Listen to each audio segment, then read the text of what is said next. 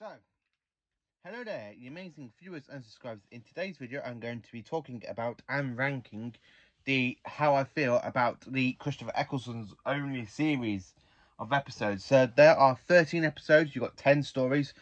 Quite a few of them are really good as two-parters. Now, a bit about Series 1. Series 1 brings Doctor Who back with a bang, and it is absolutely well done and brilliantly. So you have Christopher Eccleston playing the Ninth Doctor. You've got Billy Piper as Rose Tyler. You've got Northern Cole, who plays Mickey, Rose's boyfriend. You've got the introduction story to Captain Jack Harkness.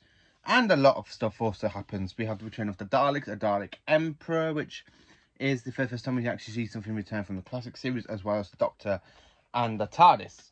So, for this, I've actually put them into 5 categories. We've got bad, we've got okay, we've got good, we've got great, and we've got masterpiece. Now, masterpiece might surprise you because there's a load of masterpieces and not many bad episodes in this season run. So let me get into it. So in for bad, I have put The Long Game. Now this one I find really boring. After you have Adam Mitchell, who basically gets the thing in his head, the chip, and running at the end of the Doctor going, what, like this? And he's like, stop it. He's like, what? That? I love because when he does that with the person that plays Adam. I think it's really dull. The only good thing about it is the Jaggerfest, the mighty Jaggerfest, the holy Maxwell's, the big giant creature in the ceiling. That's really good. That's the only good thing about it, and the way you see it come down and other things. I find this one really boring and not as much as entertaining as the first 6 episodes of this series. So for okay, I have put Boom 2. Yes, this one introduces this is the second story that basically introduces the rift into time and space. So you have the Doctor, Rose, and Captain Jack refilling the TARDIS up so they can go off into time and space. Mickey brings Rose's passport when the Doctor's told her she doesn't need it, but it was just an excuse so she could see Mickey. And Margaret Blaine, the Savine, survives. Now the good thing about this, you have that awesome little chase scene with her and the Doctor just goes like that, and she runs back and she goes like that, and then he's like, I could do this all day. What have I ever done to you? And he goes, you tried to kill me and you tried to destroy this entire planet. Apart from that. I do like Boom Tomb. It's an okay story. Not bad, not great or good. It's just mainly okay-ish. So for good, I have put Father's Day. And this is the one with the paradox sort of thing going around. This is the one-time villains called the Reapers. Now, time gets broken because Rose is an idiot. She goes and touches her little baby self, which basically creates a paradox and brings it into the church. And the Doctor gets eaten. The TARDIS key gets dropped because what causes all this is basically Rose goes and saves her dad when her dad's death is a fixed point in time. So she goes and interferes, saves her dad, and it all goes massively messed up. The Reapers start invading the planet. You got people being eaten. It's just a good story. I actually quite enjoy it, and the performance that Eccleston, Billy, and the rest of the cast in this one-off special is just an absolutely amazing episode. I do quite enjoy it. So for great, now there are only 2 episodes I've put down for great because I absolutely do love these stories. I do think they're great. They're not masterpieces. I think they are just proper great. So it is The End of the World. Now, I love End of the World. It is amazing story. It's an amazing episode / story. So the Doctor takes Rose for a very first trip in the TARDIS to the end of the universe, where they go to the starbase, space station, to go and see our home planet blow up. Plus, you have Lady Cassandra, who goes around and calls herself the last human. But she's not the last human because she's literally just had all her skin taken off her and stuff. And she basically tries to kill everybody on the station to watch the Earth blow up. You have the appearance of the repeated mean, who are basically under Cassandra's, power thing, sort of. You've got robot spiders that go around sacrificing the station. The Face of Bo's introduction is in this at the same point. I absolutely do like this story. It's a great one. The Doctor basically tells Rose that he goes, I'm a Time Lord. I'm the last of the Time Lords. my home planet burn. It burned like the Earth. The way literally talks about that and how the Time War kind of interferes. Same with Rose, because it is introduced a little bit in Rose as well, but I absolutely like it. Jade, who's like the alien tree person, she sacrifices her life for the Doctor, and it's actually quite heartbreaking when the Doctor's just there watching her burn. Really, really bad stuff there. And then, of course, also for great, I've put the Unquite Dead. I absolutely love this one. You got the Gelf that are literally zombie people that the home planet was destroyed in the Time War, a war between the Daleks and the Time Lords. I might need to do a video about the Time War, find a bit of information out about the Time War because it's all complicated, timey-wimey stuff. I absolutely do like the Unquite Dead though, because you got the Gelf coming through the rift. Basically, you got this person played by Eve Miles who plays Gwen in the Doctor Who adults version of Doctor Who, aka Torchwood, which is basically Earth Plot with John Barrowman as Captain Jack. And I just really like the story because it really sets up so much for the series. You've got Charles Dickens, you've got the Doctor going, "You are kidding me, Dickens, Charles Dickens." He goes, "Oh, Charles." He goes, "Oh, the women call me Charles." He goes, "Yeah, I told you, I'm number one fan." I absolutely do like the story. I like the bit with the Gelf there where you just see it go like the scream. That's quite enjoyable as well. I like Mr. Seed, because he's a great kind of character. He kidnaps Rose and puts it in a chamber of the dead people because she went to go and help the woman who she thinks they killed her. It's a quite interesting story. It's very timey-wimey, and it's the only Christmas episode of the Ninth Doctor. So I do class this one as a Christmas episode as well, as a normal episode as well. I don't know about the rest of you, but I kind of enjoy it, and it's great for Charles Dickens. So now we are into the Masterpiece section. Yes, the Masterpiece section, and there are a lot of episodes for Masterpiece. Let me tell you about that.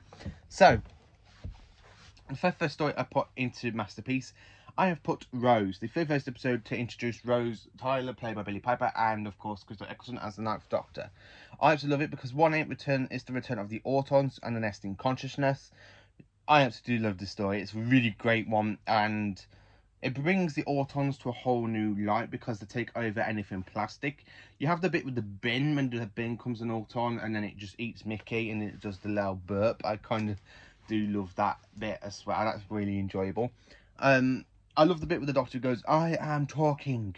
This planet has just started. These stupid little humans have just learned how to walk. I'm asking you on their behalf, please just go."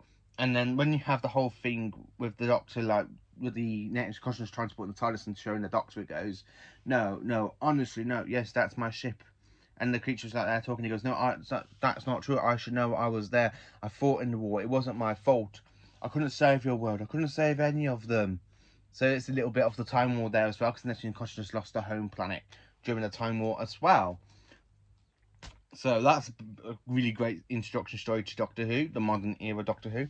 So next I've put a two-part story, which is Aliens of London and Werewolf 3. Now, this one I do like because it introduces the Savine family.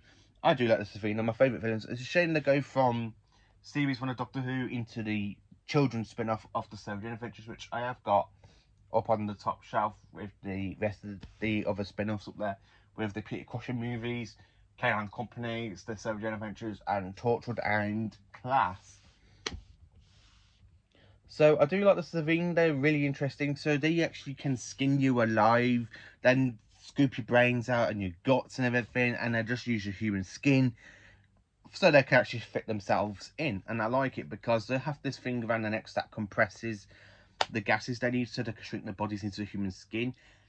But it does give off a very bad wind. And you have the Doctor saying this epic line going, "Excuse me, do you mind not farting while I'm trying to save the world? Would you prefer silent but deadly?" I love it with the electrocution things as well, where they're electrocuting the Doctor, the humans, and he goes, as he takes off, he goes, "Deadly to humans, maybe." And he just shoves it into the wall of the vein, and they're all just going, yeah. I do like that episode. Also, for Masterpiece, I have put Dalek. Now, this is the first time we see the Doctor come across a Dalek since, mainly in remembrance of the Daleks for us Doctor Who fans on TV screen, where in audio, I believe this came about the same time as Jubilee. I haven't actually heard Jubilee. It's supposed to be quite good, and it is actually written by the same writer of Dalek. And I have to say, I do like this one because you have the Doctor talking more about the Time War when he's talking to the Dalek, and the Dalek's there saying, "I am waiting for orders. I am a soldier. I was bred to receive orders." The Doctor goes, "You're not going to get any. Never. I demand orders. Your race is dead. All of the entire Dalek race wiped out in 1 second. You lie. I watched it happen. I made it happen. You destroyed us." And then you see the bit of the Doctor, and the Doctor goes, "And what of the Time Lords?" And he goes, "They're dead. They're burnt with you. The end of the last great Time War. Everyone lost."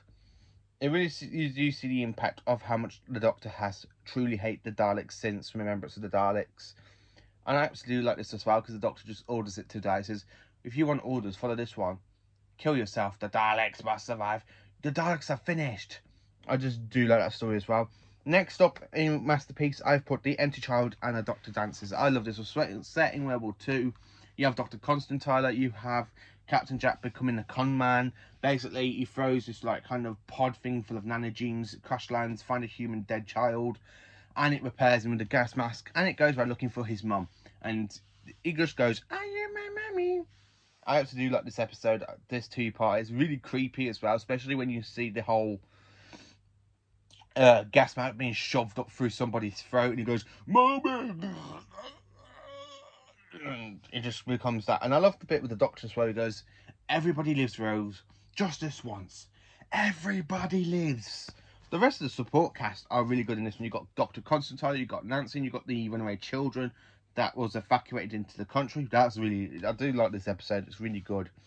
And then for Masterpiece, I have put the last 2-part story, which is Bad Wolf and of course Parting of the Ways. I do this one, although it's set on Satellite 5, same as the Long Game, which I put in bad. This one is done a lot better. So Satellite 5 isn't a news station, it's a game station, and it's being controlled by the Daleks. I love the bit with the ending where it goes, "Alert, alert, we have been detected.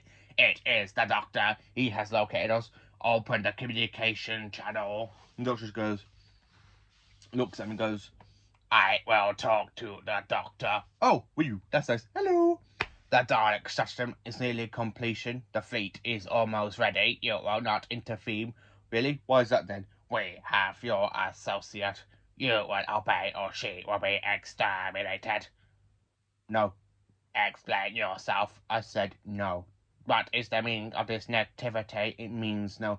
"But she will be destroyed." And the way literally goes up, he goes, "No, because this is what I'm going to do. I'm going to rescue her. I'm going to save Rose Tyler from the middle of the Dalek fleet. And then I'm going to save the Earth. And then, just to finish you off, I'm going to wipe every last stinking Dalek out of the sky. You'll have no weapons, no defences, no plan." Yeah. And doesn't that scare you to death? I love the way that bit with the Doctor. And then when he talks to the Emperor Dalek about, he goes, "So tell me, how did you survive the Time War?" And this Emperor Dalek just goes, "They survived through me." "Rose, Captain, this is the Emperor of the Daleks."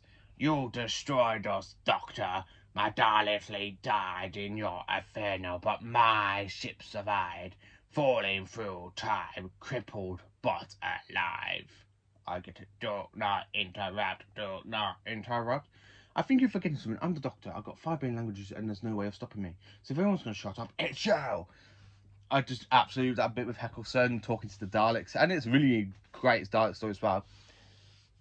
So of course, the Ninth Doctor literally sends Rose back in the TARDIS and gives her like a hologram program and goes, "Have a good life. Do that for me, Rose. Have a fantastic life." And then, of course, she breaks into the time vortex, going through her head. She literally makes the TARDIS literally charge through the time vortex to go back and rescue the Doctor. She then uses the power of the time vortex to wipe all the Daleks out. So the Doctor gives her like a kiss to try and get the time vortex out of her, back into him, back into the TARDIS, and it causes him to regenerate into his next incarnation, played by Mr. David Tennant, as you can see on my t-shirt. So that is how I rank all of Doctor Who's Christopher Eccleston's stories. So I absolutely do like Eccleston. I think it's a great series. I will do a series review on this some point because I am in the middle of rewatching season 10 for me on the Blu-ray, so I can do a video about that one soon. After season 10, I'm most probably going to rewatch season 1 again. I think on the Blu-ray or on the DVD. well, most probably watch season 10 on DVD after I watched the Blu-ray. I just can't make my mind up. I do like series ones. It's a great start to Modern Who. I think it's absolutely brilliantly well done and an absolutely classic for a modern Doctor to pull off. And so, let me know in the comments what you think of series 1. How do you rank in bad, good, okay, great, or masterpiece of this Doctor's only one series before? I haven't heard his series yet on Big Finish, but that is on the list. I'm planning on getting that one soon, so I can actually add it in with the Eccleston stuff for Big Finish, because I have got 2 Tom Baker CDs, I've got 2 Peter Davisons, I've got 3 Colin Bakers, I've got 1 Sylvester McCoy, and I've kind of got 6 kind of Paul McGann ones, and a multi-Doctor one, and 3 CDs of John Hurt. So I am trying to get there as quick as I can. So let me know in the comments what you think of the 9th Doctor's run. Is it one of your favourite series? Do you think Doctor Who comes back the great way, or do you prefer it with David Tennant and Eccleston? Because I prefer it with Eccleston more than Tennant. So thank you for watching. Please do like, subscribe and share, and have a cracking day.